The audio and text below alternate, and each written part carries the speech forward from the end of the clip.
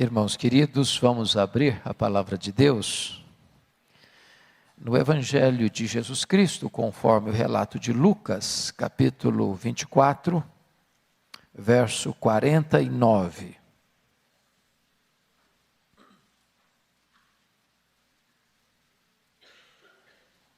Lucas 24, 49.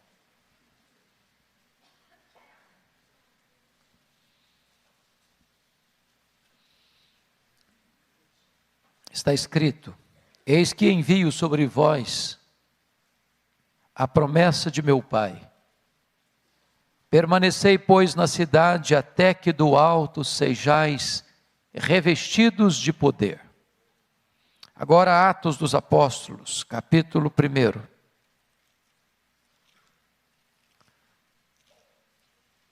Versos 4 a 8.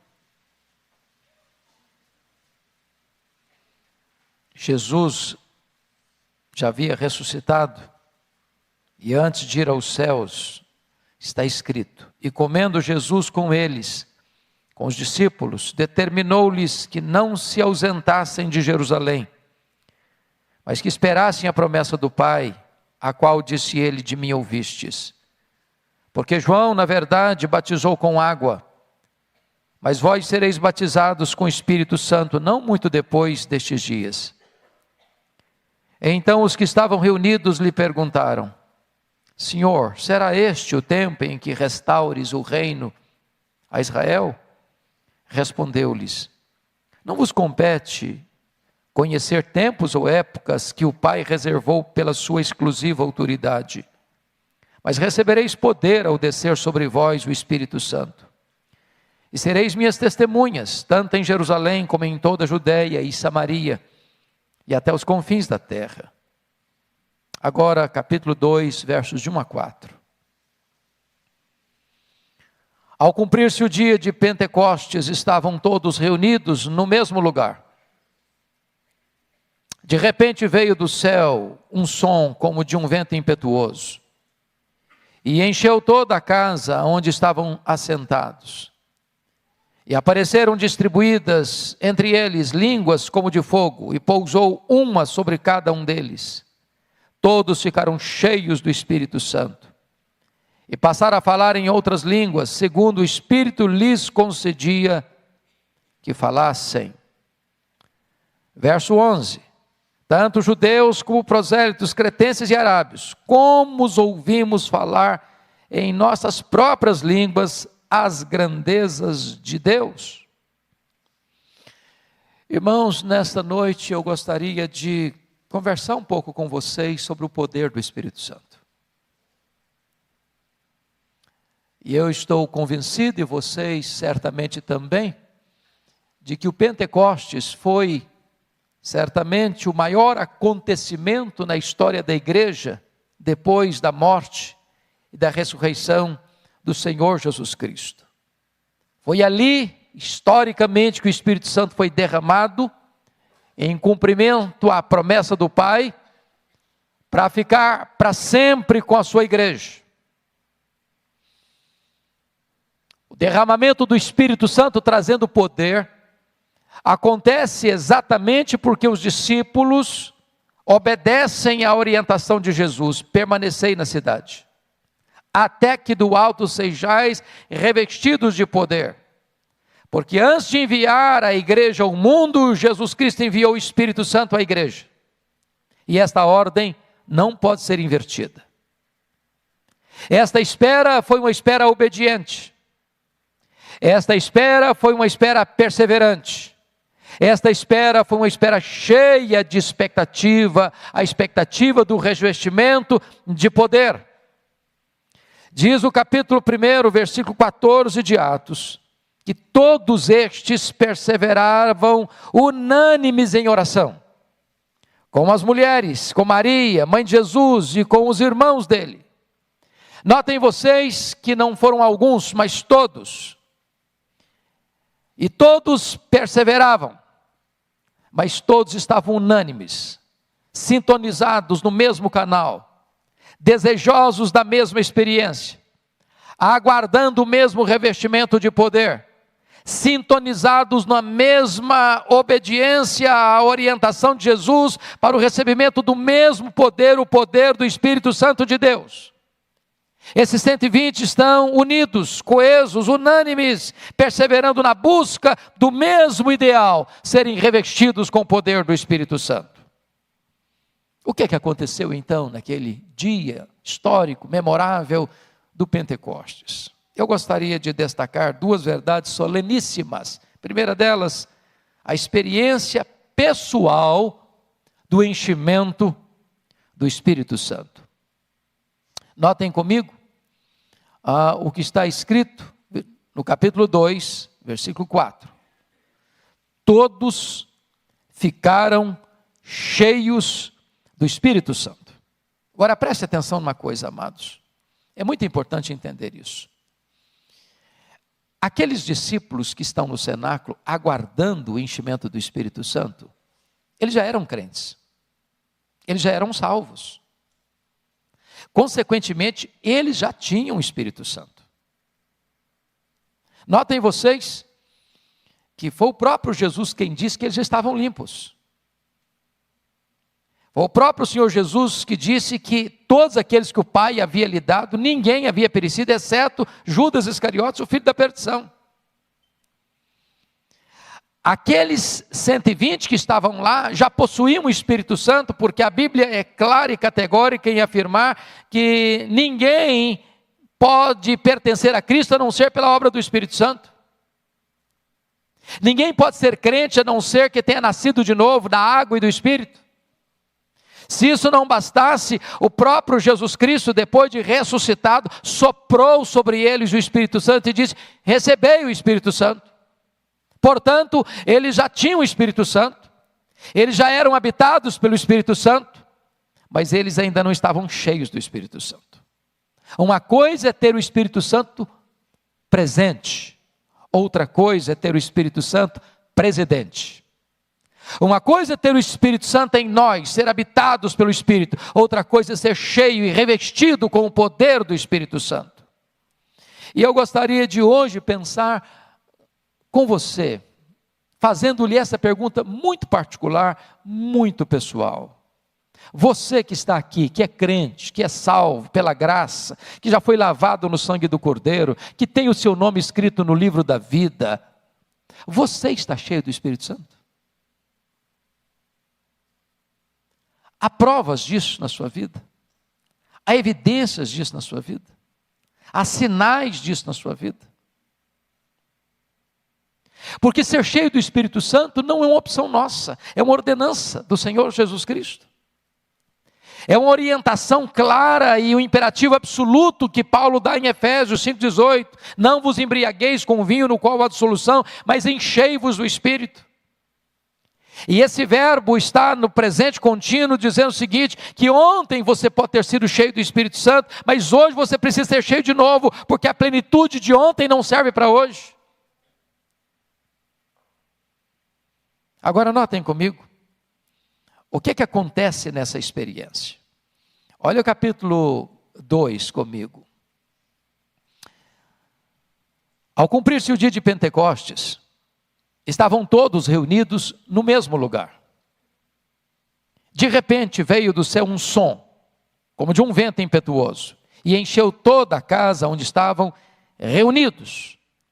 Notem vocês que o Espírito Santo vem na semelhança de um vento, como um vento impetuoso.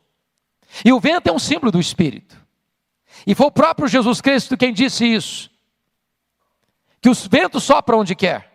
Ouves a sua voz, não sabes de onde vem, nem para onde vai. Assim é aquele que é nascido do Espírito. E quando Jesus lança mão desta figura, desta imagem, deste emblema do vento, para ilustrar a obra do Espírito Santo, ele está nos ensinando algumas lições. Primeiro, o Espírito Santo de Deus é livre, ele sopra onde quer.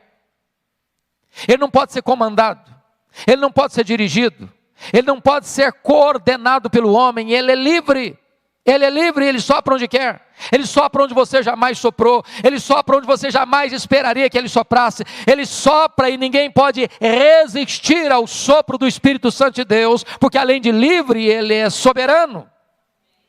Ele é soberano, Ele sopra numa cadeia, Ele sopra numa escola de samba, Ele sopra num campo de futebol, Ele sopra numa boate, Ele sopra no bar da esquina, Ele sopra num terreiro de macumba, Ele sopra lá no hospital, Ele sopra na praça, na rua, aqui na igreja, dentro da sua casa, no leito de um hospital. Ele é soberano, Ele sopra onde quer, mas Ele é misterioso.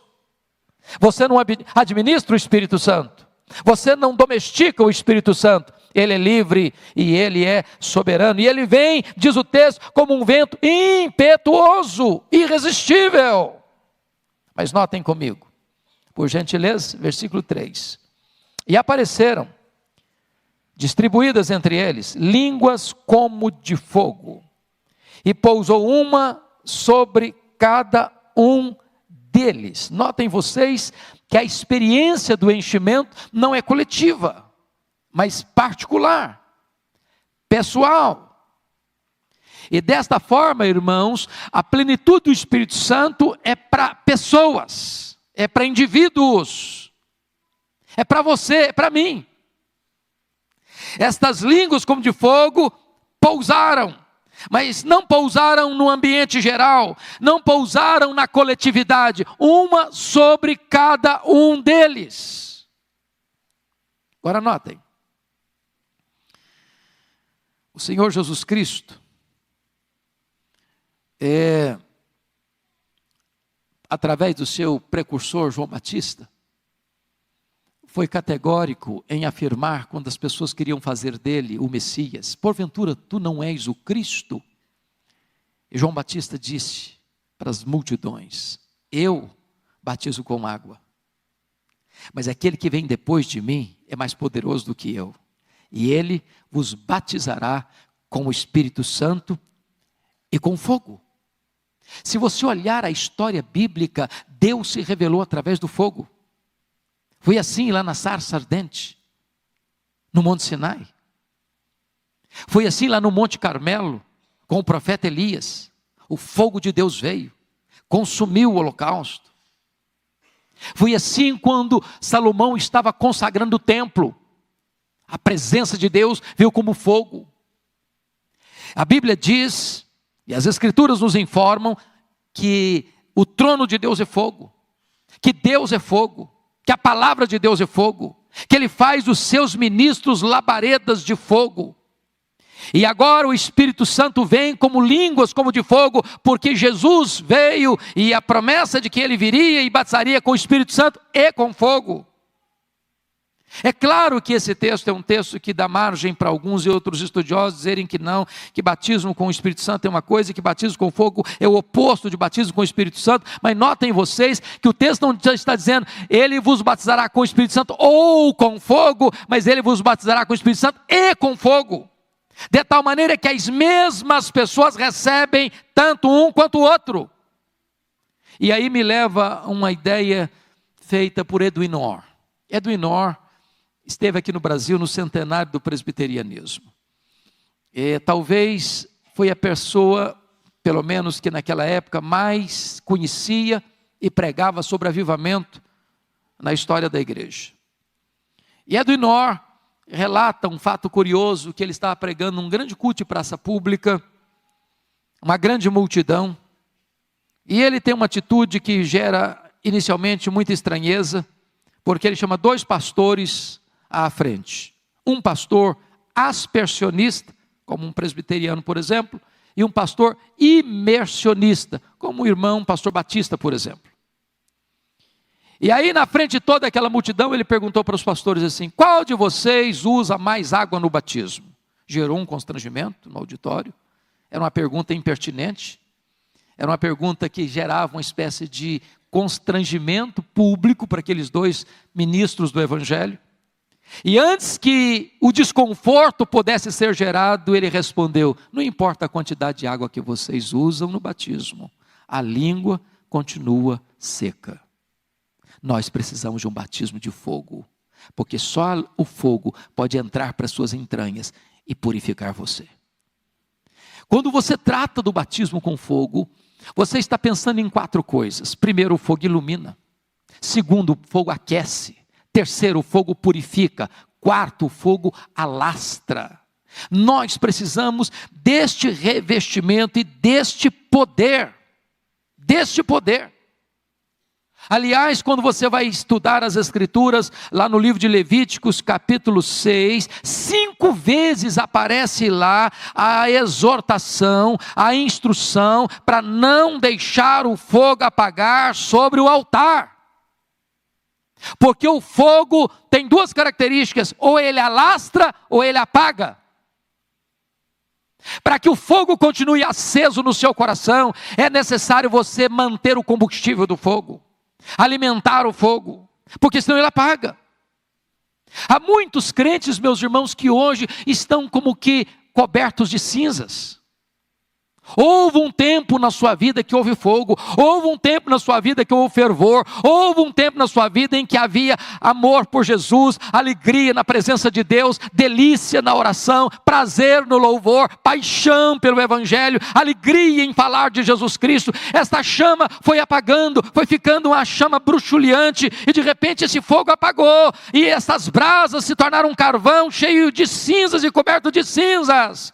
Por isso o apóstolo Paulo diz para Timóteo: Timóteo, reavive, meu filho, o dom que há em você. E a palavra reavivar aí é o uso de foles para acender as brasas, para levantar o fogo, para aquecer novamente, para trazer fogo de novo. Nós precisamos deste fogo do Espírito Santo de Deus. E eu não estou falando de fogo estranho. E eu não estou falando de fogo fátuo, eu não estou falando de fogo plástico, eu não estou falando de fogo produzido pela terra, eu não estou falando de fogo produzido pelo homem, eu estou falando do fogo do Espírito Santo de Deus, que aquece, que inflama, que purifica e que alastra para a glória de Deus. O general William Booth insistia com o seu povo: a tendência do fogo é apagar-se, vigie o fogo no altar do seu coração. Irmãos, nós precisamos de uma igreja inflamada, quentinha, viva, cheia do fogo do Espírito de Deus. Às vezes eu olho para alguns crentes, parece mais uma barra de gelo do que uma fornalha acesa. Parece mais uma barra de gelo conservando o religiosismo, quando na verdade nós devemos ter o coração aquecido. Perguntaram certa feita para Dwight Lyman Moody, ou Moody, como é que começa um avivamento na igreja? Ele diz o seguinte: você quer começar um avivamento na igreja? Acenda uma fogueira no púlpito. O crente precisa ter fogo no coração, fogo de fervor, de entusiasmo, de alegria, de paixão pela obra de Deus, de zelo pela glória de Deus. Precisamos de línguas como de fogo, amados irmãos. Não basta você arrumar a lenha, não basta você colocar a oferta no altar, é preciso que o fogo venha. E quando o fogo desce, o povo cai de joelhos clamando: só o Senhor é Deus, só o Senhor é Deus, só o Senhor é Deus. Mas a segunda coisa que eu gostaria de tratar nesse texto, irmãos, não é apenas a plenitude do Espírito Santo, mas o revestimento de poder. Revestimento de poder. E é isso que Jesus prometeu. Em Atos 24, 49. Permanecei na cidade até que do alto sejais revestidos de poder.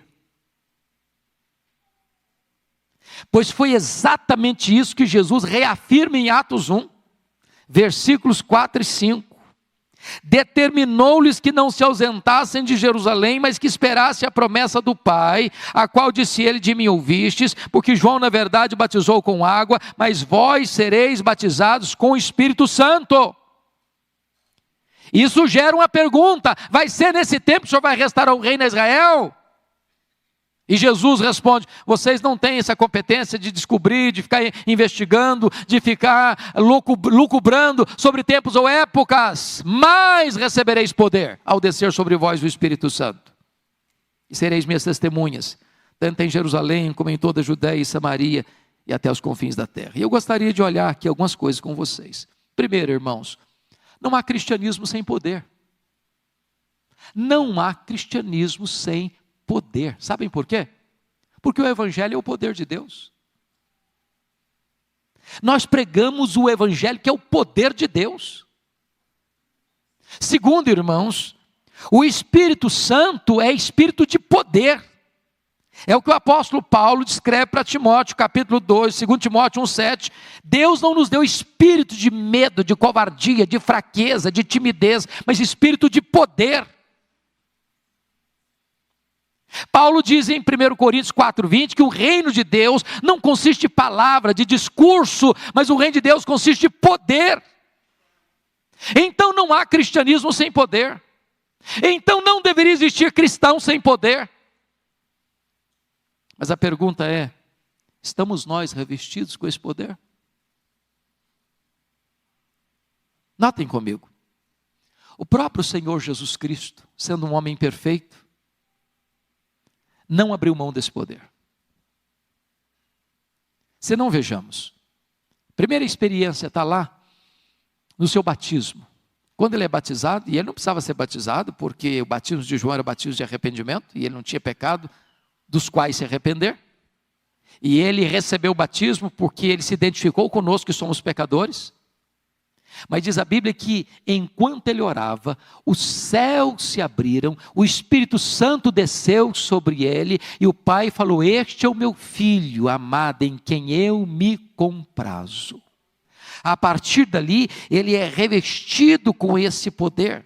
E se você lê em seguida em Lucas, cheio do Espírito Santo, ele é conduzido ao deserto para ser tentado pelo diabo, e ele vai no poder do Espírito Santo e derrota o diabo no seu próprio território. E diz ainda Lucas 4 que ele retorna para a Galileia cheio do Espírito Santo. E diz ainda Lucas 4 que ele chega em Nazaré, pega o livro de Isaías, o rolo do livro de Isaías nas suas mãos e lê: o Espírito do Senhor Deus está sobre mim, pelo que me ungiu para pregar, para libertar e para curar. A Bíblia diz que ele andou por todo lado, fazendo bem, libertando os oprimidos do diabo, porque ele estava revestido com o poder do Espírito Santo. Ele, sendo filho de Deus, não abriu mão desse poder. E você? E eu? E nós? Abriríamos mão? Notem comigo. Os discípulos não poderiam abrir mão, porque é uma ordem expressa de Jesus: permanecei na cidade até que sejais revestidos de poder. Mas recebereis poder ao descer sobre vós o Espírito Santo. E aqui eu chamo a sua atenção para algumas perguntas. Mas poder para quê? Hoje, quando você vê algumas igrejas que falam tanto de poder, de uma maneira distorcida, desconectada com as Escrituras, via de regra as pessoas falam de poder para se aparecerem, para que o homem seja o centro, para que o homem seja notado, para que o homem seja aplaudido, para que o homem seja reconhecido, para uma exposição humanista. Mas a pergunta bíblica permanece: poder para quê? Por que a igreja precisa de poder? Por que você precisa de poder? Por que a igreja presbiteriana de Pinheiros, de São Paulo, precisa de poder? Por que a sua família precisa de poder? E a resposta poderíamos encontrar: primeiro, nós precisamos de poder, irmãos, para sacudir o jugo do medo. Aqueles discípulos estavam com medo. Diz a Bíblia que eles estavam, João 20, 19, trancados, com medo dos judeus. Tem muitos crentes com medo.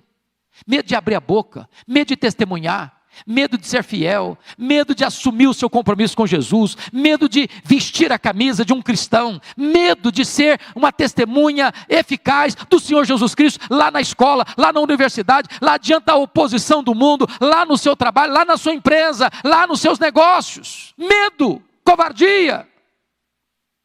Nós precisamos de poder, queridos, porque um crente revestido com poder, ele não teme o mundo, ele não teme o diabo, ele não teme a perseguição, ele não teme a hostilidade, ele não teme a oposição, ele não teme. É por isso que Paulo diz para Timóteo: ó Timóteo, meu filho, Deus não deu para nós espírito de medo, Deus não deu para nós espírito de covardia, Deus deu para nós espírito de poder, Timóteo. Segundo lugar, irmãos, poder para quê? Poder para quê?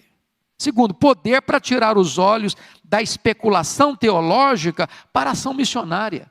Note que quando Jesus falou deste poder para os seus discípulos, eles entraram com uma pergunta teológica, escatológica. Será nesse tempo que o Senhor vai restaurar o reino de Israel? Quando eu olho hoje no cenário evangélico brasileiro, e até mesmo dentro do nosso cenário de linha reformada, eu percebo que nós, via de regra, despendemos a maioria da nossa energia, do nosso tempo, com discussões teológicas. Nós gastamos a maioria do nosso tempo com lucubrações doutrinárias, que em si não são ruins, que não tem nenhum problema de você discutir, de você aprofundar, de você querer saber, de você ter interrogações, de você ter perguntas. Mas o que Jesus foi claro em dizer para nós é o seguinte: em vez de nós ficarmos despendendo todo o nosso tempo com lucubrações teológicas, nós deveríamos focar a nossa atenção para a agenda missionária da igreja. Deus não nos chamou para discutir, Deus nos chamou para trabalhar. Deus nos chamou para testemunhar. Deus nos chamou para olhar para os confins da terra e entender que só temos hoje para ganhar a nossa geração, porque se nós falharmos em ganhar a nossa geração, na nossa geração, nós teremos sido derrotados fragorosamente.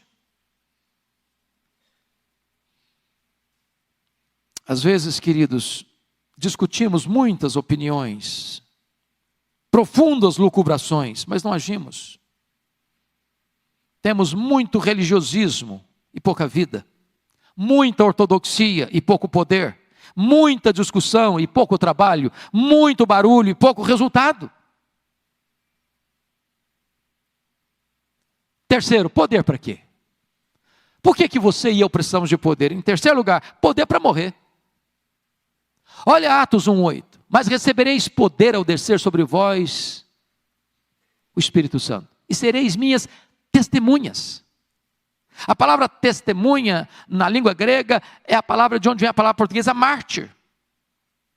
Irmãos, ser crente hoje está ficando muito fácil. Não custa nada para a gente. Não custa nada.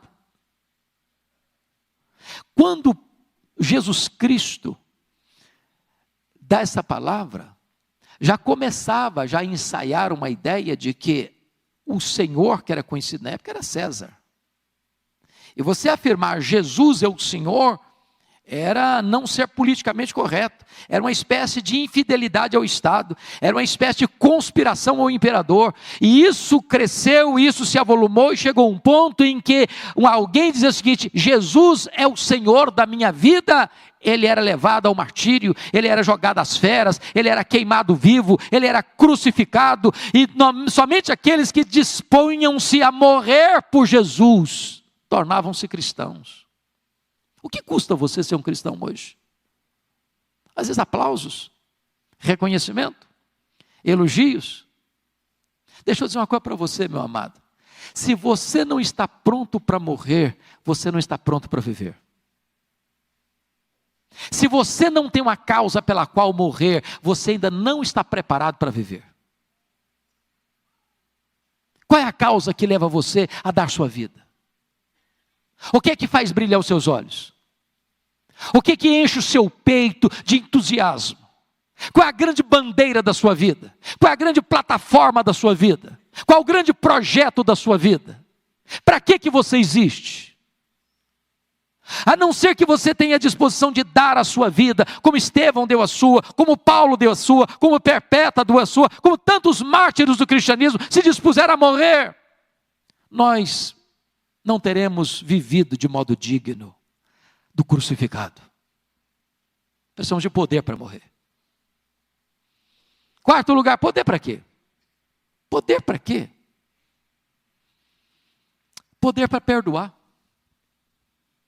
Mas recebereis poder ao descer sobre vós o Espírito Santo, e sereis minhas testemunhas, tanto em Jerusalém, como em toda a Judeia e Samaria. E Samaria? Sim, Samaria. Preste bem atenção nisso comigo, por favor. Se você ler Lucas, Evangelho de Lucas, capítulo 9, quando Jesus desce do monte da transfiguração, e ele já está no final do ministério, porque se você ler Lucas, capítulo 9, a partir do verso 51, 53, Jesus já está caminhando para Jerusalém. e caminhando para a cruz. Todo mundo lia isso no rosto dele. E aí Jesus tem que passar pela aldeia dos samaritanos. Sabe o que aconteceu? Os samaritanos não quiseram receber Jesus. Aí Tiago e João, que eram irmãos, disseram assim para Jesus: Senhor, só quer que a gente manda descer fogo do céu sobre esse povo? E preste atenção que o fogo que eles estavam querendo lá não era fogo do Espírito Santo, não. Era fogo de destruição. Em outras palavras, o Senhor quer que a gente elimine esse povo? Que esse povo morra? Aí o que acontece? Jesus vai para Jerusalém. Jesus morre na cruz. 3 dias depois Jesus ressuscita. 40 dias Jesus fica entre eles. Jesus vai para o céu. 10 dias depois Jesus derrama o Espírito Santo. Mas antes de derramar o Espírito Santo, Jesus diz para eles assim: vocês vão ser testemunhas lá em Samaria. Aí o diácono Filipe vai para Samaria. E aí Deus faz maravilhas lá. Milagres extraordinários. Prega aos ouvidos, prega aos olhos. Sabe quem vai lá para Samaria orar para que o Espírito Santo venha sobre os samaritanos? João. João, que estava dias antes dizendo assim: Senhor, quer que a gente destrua? Agora, dias depois, já está dizendo: Senhor, manda o Espírito Santo. Manda o Espírito Santo. Você precisa de poder para perdoar. Perdoar aqueles que um dia você queria que eles morressem. Perdoar aqueles que um dia você queria que se acabassem. Perdoar aqueles que um dia você queria ser o agente da destruição deles. Sem poder não tem perdão, meus irmãos. Sem perdão, sem poder tem mágoa. Sem perdão tem ranço. Sem perdão tem divisão. Sem perdão tem separação. Sem perdão tem muralha levantada entre as pessoas. Mas quando o Espírito Santo vem, ele quebra barreiras, ele derruba mágoa, ele derruba ranço, ele derruba amargura, ele derruba ressentimento. Quando o Espírito Santo vem, você se reconcilia, você ama, você abençoa, você ora, você quer que as pessoas sejam salvas, você quer que as pessoas sejam alcançadas pela plenitude do Espírito Santo, que um dia encheu também a sua vida. Nós precisamos do poder do Espírito Santo para perdoar. Poder do Espírito Santo para quê, irmãos? Para quê? Notem comigo, 5º lugar, poder do Espírito Santo para falar de Cristo com intrepidez. Eu faço um desafio para você e eu vou ler alguns versículos só para a gente não ficar com dúvidas sobre isso. Uma conexão em Atos dos Apóstolos com o enchimento do Espírito Santo e pregação intrépida da palavra. Agora eu vou fazer uma pergunta para você: você tem pregado a palavra com intrepidez? Qual foi a última vez que você pregou a palavra com intrepidez? Mas eu não sou o pastor da igreja. Quando aqueles crentes foram dispersos por causa da perseguição com a morte de Estevão, diz a Bíblia que, exceto os apóstolos, todos foram dispersos. E todos, ao serem dispersos, não saíram murmurando, não saíram amaldiçoando, não saíram invocando juízo de Deus sobre aquelas pessoas que tomaram seus bens, que saquearam as suas propriedades, que expulsaram-nas de casa e da sua terra, e da sua casa, e da sua vila, e da sua cidade, mas saíram todos pregando a palavra de Deus. Pregando a palavra de Deus.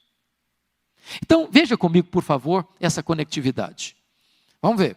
Primeiro, dá uma olhadinha aí comigo, capítulo 1, versículo 8. Vamos juntos?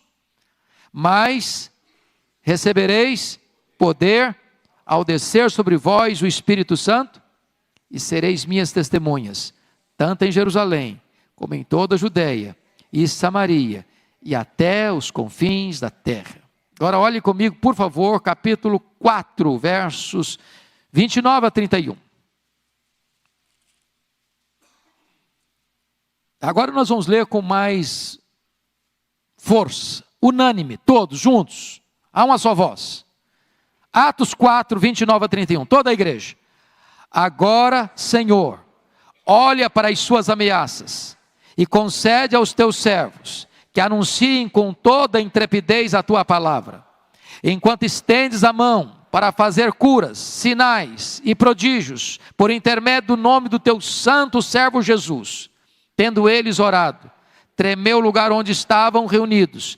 Todos ficaram cheios do Espírito Santo e com intrepidez anunciavam a palavra de Deus. Louvado seja o Senhor. Olha comigo, por favor, capítulo 6, versos 8 a 10. Olha a história de Estevão. Vamos ler juntos, por gentileza. Com a mesma ênfase. Capítulo 6, 8 a 10. Todos juntos. Estevão, cheio de graça e poder, fazia prodígios e grandes sinais entre o povo. Levantaram-se, porém, alguns dos que eram da sinagoga, chamada dos libertos, dos sirineus, dos alexandrinos, e da Cilícia e Ásia, e discutiam com Estevão, e não podiam resistir à sabedoria e ao espírito pelo qual ele falava. Louvado seja Deus. Agora Atos 9, para encerrar essa leitura. Atos 9, por favor, versos 17 a 22. Todos juntos, por gentileza.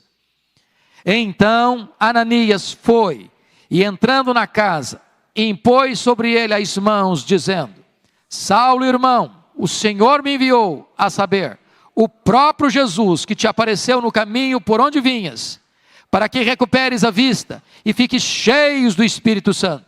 Imediatamente lhe caíram dos olhos como que umas escamas, e tornou a ver. A seguir, levantou-se e foi batizado. E depois de ter sido alimentado, sentiu-se fortalecido.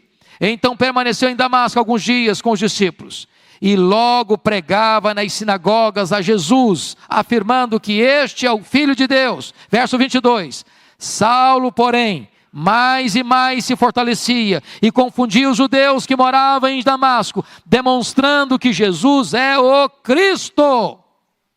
Oh, amados irmãos, é hora de você agora parar e perguntar: meu Deus, isso só está escrito na Bíblia ou isso é para mim?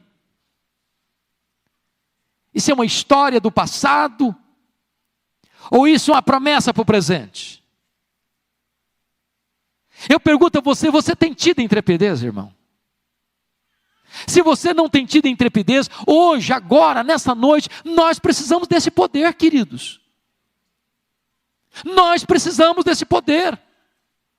Meus irmãos, se esta igreja entender isso, se esta igreja clamar ao céu, se esta igreja receber esse poder do Espírito Santo, essas paredes não vão nos comportar mesmo. Se este poder vier sobre nós, irmãos, os adolescentes, as crianças, os jovens, os casais, os anciãos, os líderes da igreja, todo mundo vai sair e pregar com intrepidez no dia a dia, dentro da sua casa, na sua vizinhança, no seu trabalho, na sua universidade, na sua escola, onde você estiver, e esse poder é irresistível. Revestimento de poder para pregar. Quer conferir comigo como é que Paulo pregava? Abra sua Bíblia só um pouquinho comigo lá em 1 Tessalonicenses 1,5. Preste atenção no que ele está o que ele está falando aí.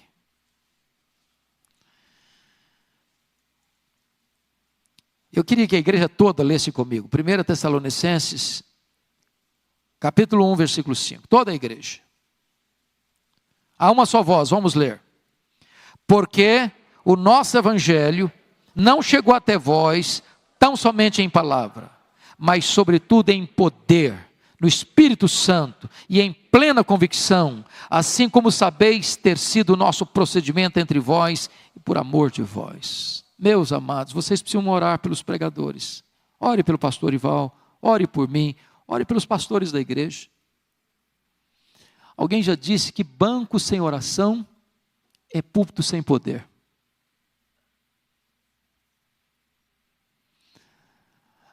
A pregação não é apenas um discurso bem elaborado, retórica e exegeticamente falando. A pregação pressupõe demonstração de poder.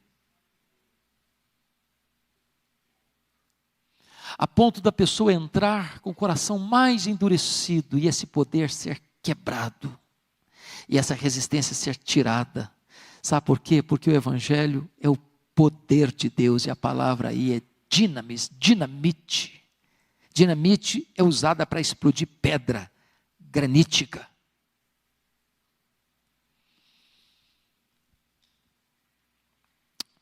Quando George Whitefield foi ordenado ao sagrado ministério, com 20 anos de idade, ele, antes de pregar o seu primeiro sermão, ele orou a Deus e jejuou durante 2 dias. E no seu primeiro sermão, depois de pregar, reuniu-se uma comissão para despojá-lo do ministério. Porque 15 pessoas no auditório foram profundamente comovidas, a ponto de chorar e soluçar em voz alta. E eles acharam aquilo muito estranho, porque eles não estavam acostumados com aquelas coisas. E aí um pastor mais experiente, mais maduro, disse: meus irmãos, nós estamos pregando há tanto tempo e não acontece nada. E esse jovem prega, e há essa comoção e essa convulsão, deixa o homem pregar. E ele pregou 35 anos.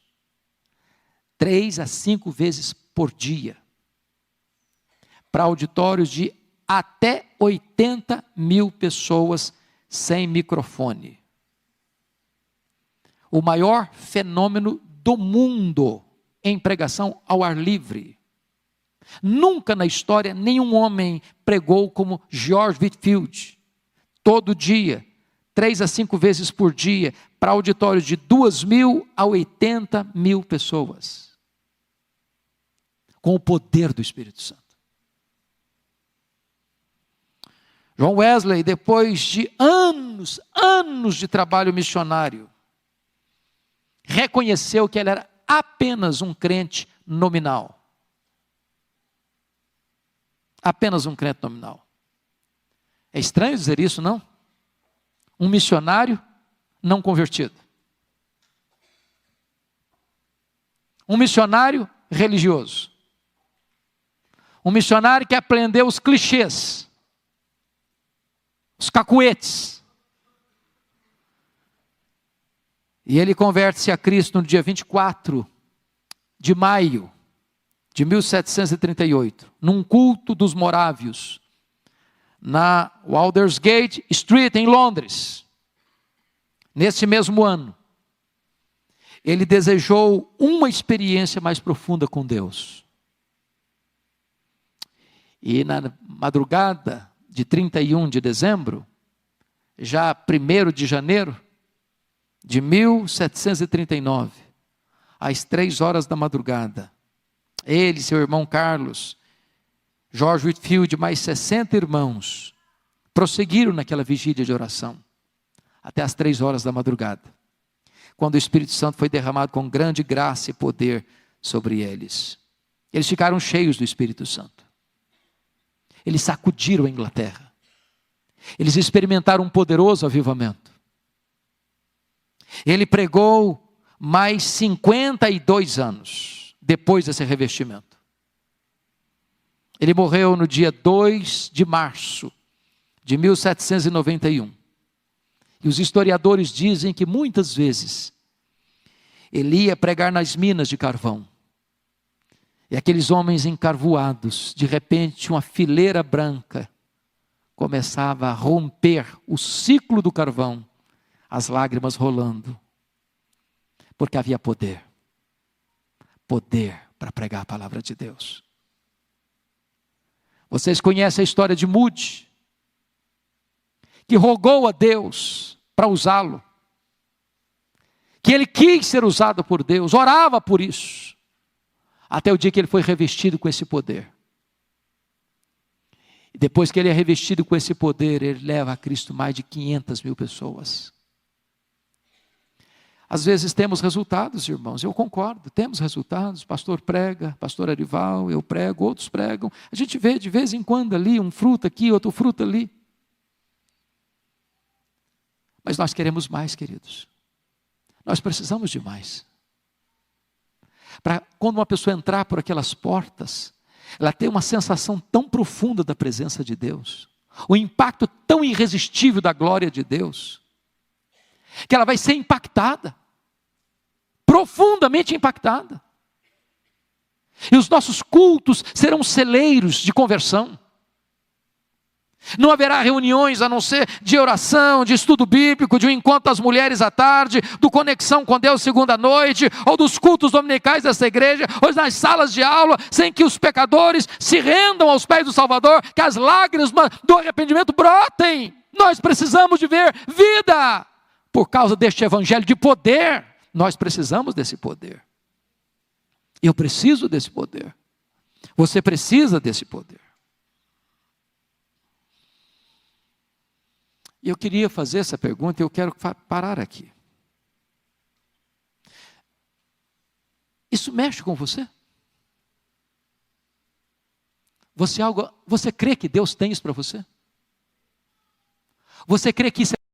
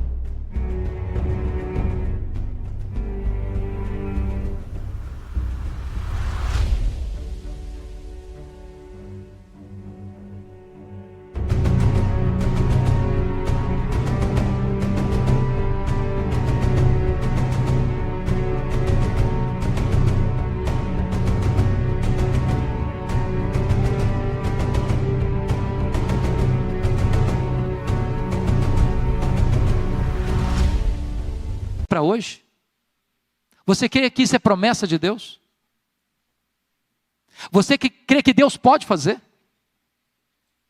Quando o apóstolo Pedro estava pregando lá no Pentecoste, depois do derramamento do Espírito Santo, ele se dirigiu àquela multidão nessas palavras: esta promessa é para vós, esta promessa é para os vossos filhos, esta promessa é para aqueles que ainda estão longe, para você e para mim. Esta promessa é para todos quantos o Senhor nosso Deus chamar. Portanto, irmão, todo aquele que é chamado para a salvação tem uma promessa de revestimento de poder, o poder do Espírito Santo de Deus. Se nós não estamos cheios, irmãos, não é por falta desse poder, é porque nós não estamos buscando esse poder, é porque nós não estamos preparando o caminho do Senhor para que Ele se manifeste, é porque nós ainda estamos negligenciando a perseverança desta busca até que este poder venha sobre nós e nos revista. Eu gostaria que você curvasse a sua fronte, que você fechasse os seus olhos.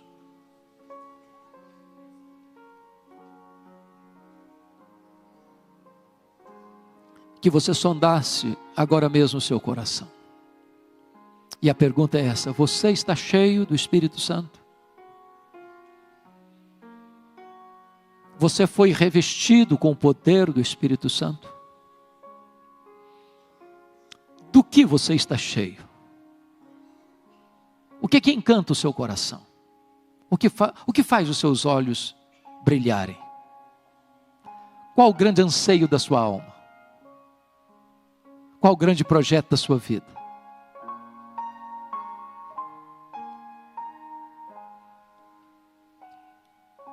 Quando Moody estava sendo cheio do Espírito Santo, lá em Nova York, ele disse: ainda que me dessem toda a riqueza do mundo em troca dessa experiência, eu rejeitaria. Nem sucesso, nem fama, nem dinheiro, nem riqueza, nem projeção social, nem aplauso dos homens substitui a glória dessa experiência, ser cheio do Espírito Santo, ser revestido com o poder do Espírito Santo.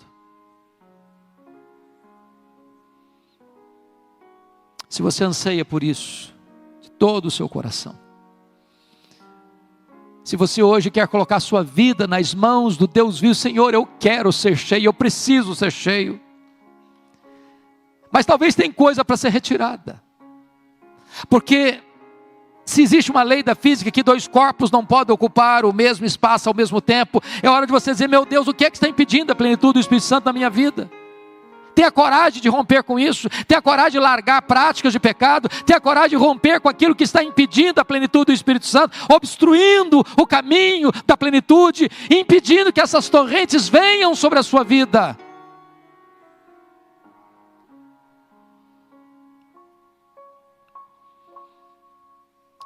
Senhor Deus, aqui está o teu povo, aqui está a tua igreja, aqui estamos nós. Ah, Senhor, nós tantas vezes olhamos para o nosso coração e parece que esta vinha está murcha, devastada. Mas o que oramos nesta noite, Senhor, restaura a tua vinha.